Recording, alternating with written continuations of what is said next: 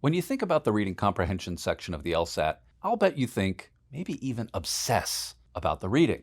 I mean, the passages are much longer than anything else you'll see on the LSAT, so you might find it hard to stay focused. Also, you might feel like you need to understand every single detail, so you reread the same paragraph or even sentence several times. And those passages can be on all kinds of topics. Some familiar, some interesting, some not so much. Well, there's good news. In reality, the reading section on the LSAT just requires a decent understanding of what you read in the passage the first time through. Think of aiming for a 7 or 8 on a comprehension scale of 1 to 10. But your score is all about points, and you don't get points for how many times you read a paragraph. To get those points where you really want to have your focus is on the comprehension of the questions and corresponding answer choices. Yes, that's right.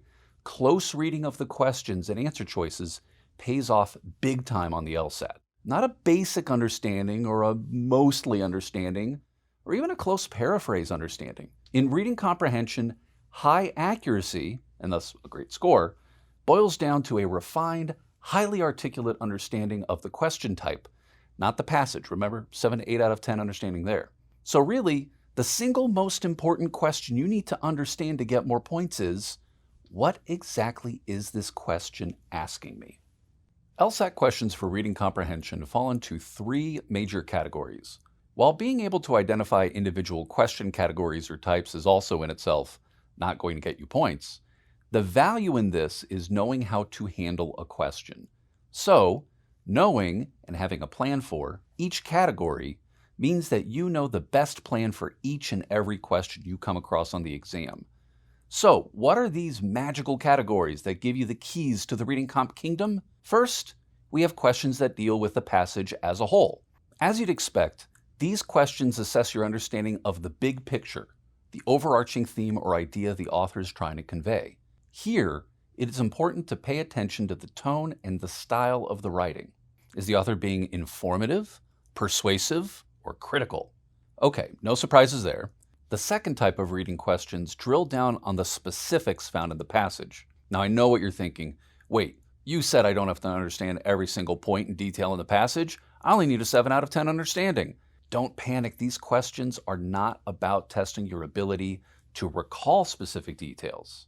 These questions are based on locating information in the passage or making connections between ideas. So, how do you get these points?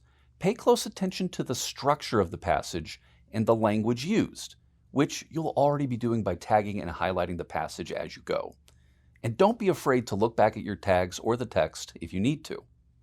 On to the final type of questions on the LSAT. We call these tweeners because they require a balance of the overall views of the passage in light of new, often specific information. These questions ask you to compare and contrast, weigh the evidence presented, or make an informed decision based on what the author has told you. It's important to read carefully and to pay attention to the author's point of view, if there is one. And that's it. Those 3 groups cover all the questions you'll see on the reading comp section. With a solid grasp on these categories and a plan for how to handle them, you'll be able to make better anticipations of correct answers and approach the section with confidence.